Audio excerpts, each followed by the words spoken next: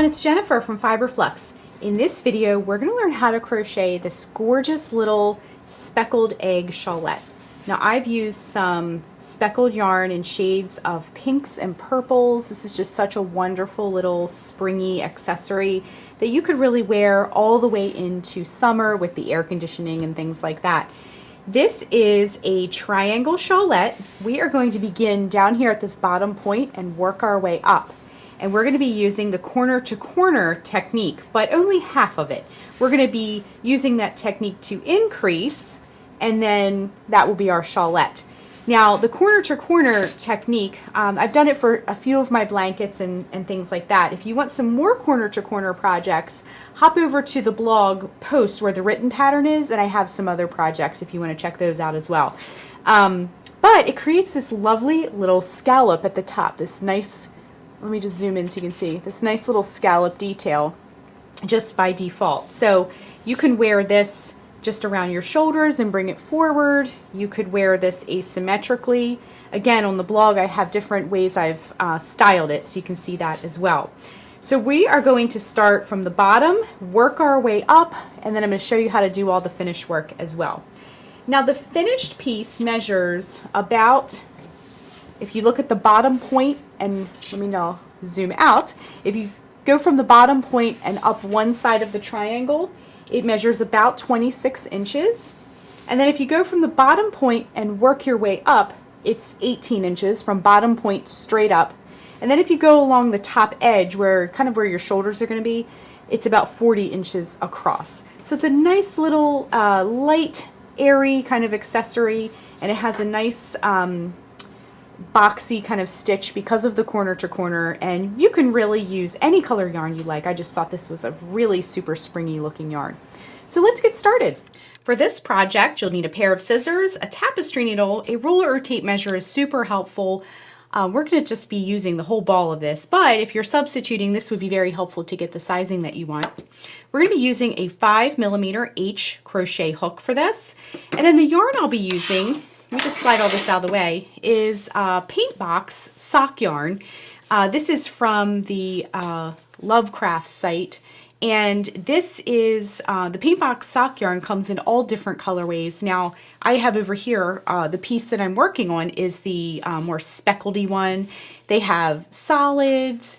This one is a self-striping, which is really fun. This one happens to be called Zebra Violette. It does come in dye lots. Now if you do need to substitute yarn, totally fine. Just look for a sock yarn that is a 1 super fine on the yarn weight scale. And each ball of this, we're going to use one ball of this, is 100 grams, 3.5 ounces, 390 meters, 426 yards. You get quite a bit on this ball. It doesn't look like a very big ball of yarn, but there's quite a bit of yarn in here. And this particular one I'm using is 75% wool, and it's a superwash. And 25% polyamide. So again, it's from Lovecraft's Ink. I can put the website down below too if you're looking for this particular yarn. The recommended hook size is a 2 to 3 millimeter crochet hook. We're going to go up a hook size with this 5mm just to get some nice drape for our shawlette. We're going to open up these stitches nice and wide, and it'll just give it some nice, you can kind of see it just kind of drapes really nicely if you go up a hook size or two. So that's all you need to get started, and you can use your favorite sock yarn as well. We're going to be making a corner to corner shawl. We're going to start at the point and we're going to come up, and then we're going to just keep working on it until the shawl is as large as we want it to be, or until you run out of yarn. To begin, we're going to work with the self-striping yarn for the beginning of our shawl, and then as it grows, we'll transition over to the one I'm already working on. That way you can see it in a couple different colorways as well. Now I wanted to show you, as your shawl gets to the end, the corner to corner, which I'm going to talk about a little bit more in depth as we get started on our stitching, but it creates this natural little scallop at the top. So I think that's super pretty, and it adds a little fun edge to the top of your shawl without even trying. Okay, so we're going to scoot this one out of the way, and let's get going on the self-striping one first, and then we'll later transition over to the speckled one. I think it's fun to see the same project in different colors. So for other corner to corner projects we've done on this video, on this channel rather, I have done blankets, and we've always done squares. So we start at the bottom point and increase, increase, increase, and then eventually when we get to the halfway point, we decrease and come back in. We're only going to be increasing, and you can increase and work as many rows as you like for your project, and it'll make it taller and wider. And you can just work as many rows as you like to make your shawl a smaller shawlette, or you can make it a full-size shawl. It's completely up to you. You can even alternate yarns to get a nice striping effect. You can switch colors, what have you. We're going to keep it very simple and just do this one ball of sock yarn. So let's start again with this self-striping, and then we're going to switch over to the speckles. So what we're going to do, let me come in and zoom in really, really close so you can see every little stitch that we're going to be doing. So what we want to do first is, and I did mention this before, I get a lot of questions. This is my Furls Odyssey in the peach and rose gold. I can put a link down below for this as well if you're interested in this hook. I always get a lot of questions about that. So what we want to do is put a slip knot on our hook. So wrap the yarn around your fingers to make a loop, bring the yarn behind the loop, reach in with your hook, bring up the loop, and tighten. Next, what we're going to do is chain 6. So to make a chain, wrap yarn around hook, bring it through the loop. That's 1, 2, 3, 4, 5, and 6. And I love the tonal quality of this one, and the speckles will be fun to work with later. So the next thing we're going to do is we're going to double crochet into the 4th chain from the hook. So the loop on your hook now does not count, and we're going to go 1, 2, 3, and 4. So work a double crochet in the 4th chain from the hook, wrap yarn around hook, insert the hook into the 4th chain, bring up a loop. You'll have 3 loops on your hook. Wrap yarn around hook, bring it through the first 2 loops, wrap yarn around hook, bring it through the last 2 loops. Then we're going to work a double crochet into the next chain, just like that. And then we're going to work a double crochet into the last chain. And now we have our first little block of our triangle. So let me just grab this one so we can sort of follow along. This is the bottom. Okay, we just made this first little block at the bottom, and then we're going to work our way up. So this is row 1. Okay, so for row 2, what we're going to do is chain 6. 1, 2, 3, 4, 5, and 6. Then what we're going to do is work a double crochet in the 4th chain from the hook, same thing we did before. So this loop on here does not count. So go 1, 2, 3, and 4. Work your double crochet in that 4th chain from the hook. Then work a double crochet in the next chain.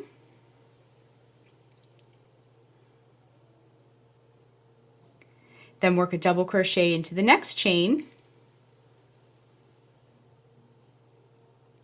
And then we just made another block.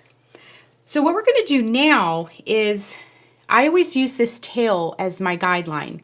This tail should be facing towards you, so you might need to turn it a little bit.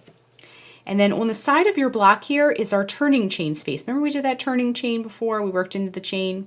In that turning chain space, you're going to work a slip stitch. So insert the hook into that turning chain space, bring up a loop. Now bring that loop through the loop that's already on your hook.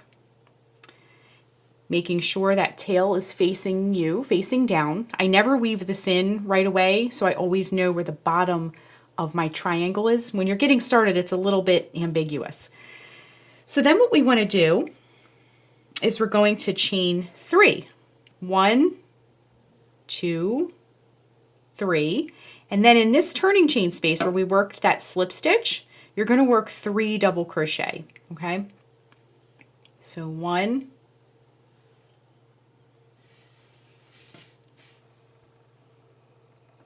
2, and 3. Okay, so now you'll have row 2 completed. It should sort of look like a little heart, like a little pixelated heart. Let's do a few more rows together, and then we'll depart and kind of work on it on our own and come back. All right, so we're just going to be repeating the row we just did, but each row you do, you'll have more and more blocks. They're sort of stacked on one another, okay? So let's chain 6 once again. 1, 2, 3, 4, 5, 6. Then we're going to work a double crochet in the 4th chain from the hook. 1, 2, 3, and 4. I lost my spot, then I found it. Work your double crochet, get a little bit more yarn here. Work a double crochet in the next chain, work a double crochet in the next chain, and then we want to make sure that tail is facing us, even if we have to turn it a little bit. And then that turning chain, that first block there, we'll have a turning chain on the side of it. In that turning chain space, work a slip stitch, then chain 3. 1, 2, 3, and in that same turning chain space, work 3 double crochets. 1, 2, and 3. Okay, then we're going to connect those blocks. So go in that next block that you see, in that turning chain space, work a slip stitch, then chain 3 again.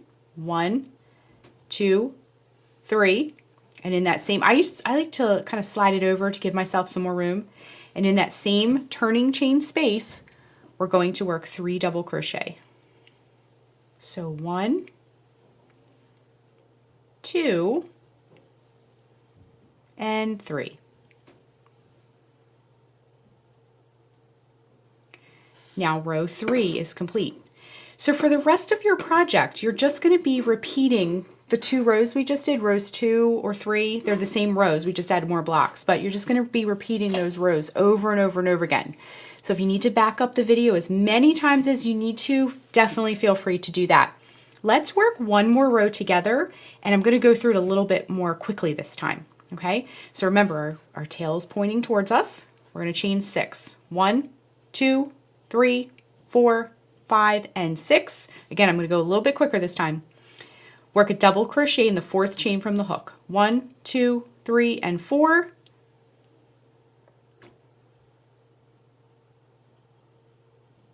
Work a double crochet into the next chain. Work a double crochet into the next chain. Okay, now we're going to join that block. So make sure your tail is pointing down. Sometimes it gets a little twisty as we work. And then that first block you come to, that turning chain space, work a slip stitch to connect our blocks. Then chain 3. 1, 2, 3. Get a little bit more yarn if you need to. Work 3 double crochets into that turning chain space, that same one you just worked your slip stitch into. So that was 1, this is 2, and 3. Connect your blocks, work a slip stitch into that next turning chain space. Chain 3. 1, 2, 3.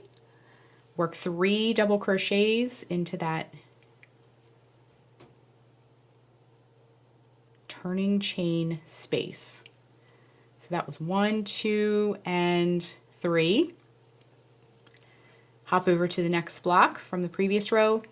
Go in that turning chain space, join with a slip stitch, and chain 3. 1, 2, 3, and in that same, sliding it over if you need to. I always kind of give a little tug. And in that same turning chain space, work 3 double crochet. 1, 2, and 3. Okay, so we just worked 4 rows together.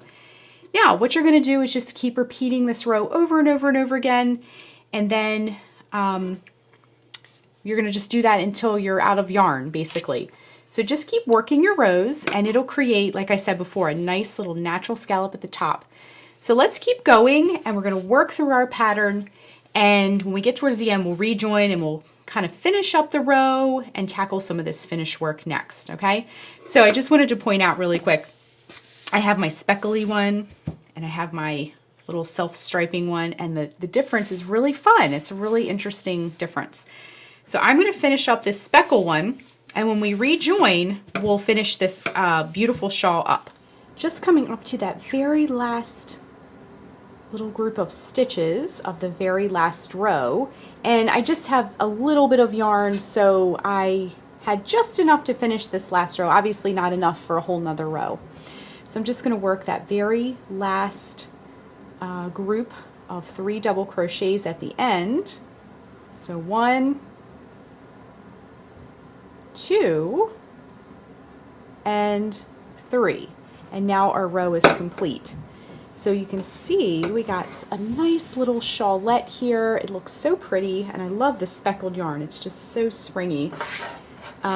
It's also something you could definitely take into summer as well because of, you know, the air conditioning and things like that. So I'm just going to cut this to make it a little bit easier to work with the tail. So go ahead and fasten off, wrap the yarn around the hook, and just pull it through the loop.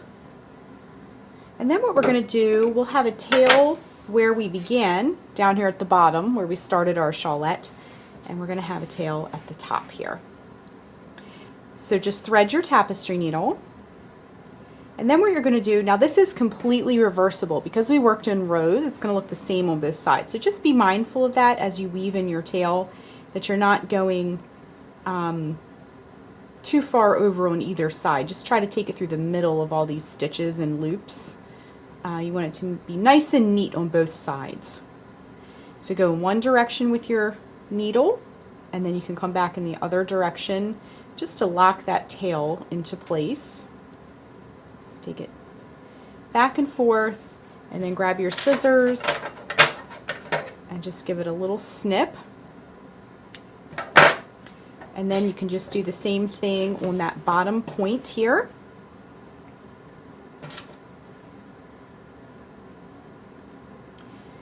And we're going to just go up one direction with our tail, and then come back in the other direction. Just take your time, make your finish work nice and neat. Okay, and then grab your scissors and snip. So let's look at our handiwork. This is such a lovely little spring accessory and a wonderful gift as well. So we have a little bit of speckles and texture, and it looks wonderful. So our shawlette is complete. Again, it's reversible on both sides, and it looks great. You have a little bit of variation of tones, which gives it a little bit of dimension. And this is wonderful. You could wear it asymmetrically. You could spin it around so that the point goes down the front, almost like a bandana. Or you could just kind of put it over your shoulders and bring the corners down the front. To see other styling options and how I wrapped it, definitely hop on over to the blog, and that link will be down below. So that is how you crochet the speckled egg shawlette. Thanks so much for watching, and be sure and click the subscribe button to get all the latest Fiberflux video updates. Thanks again!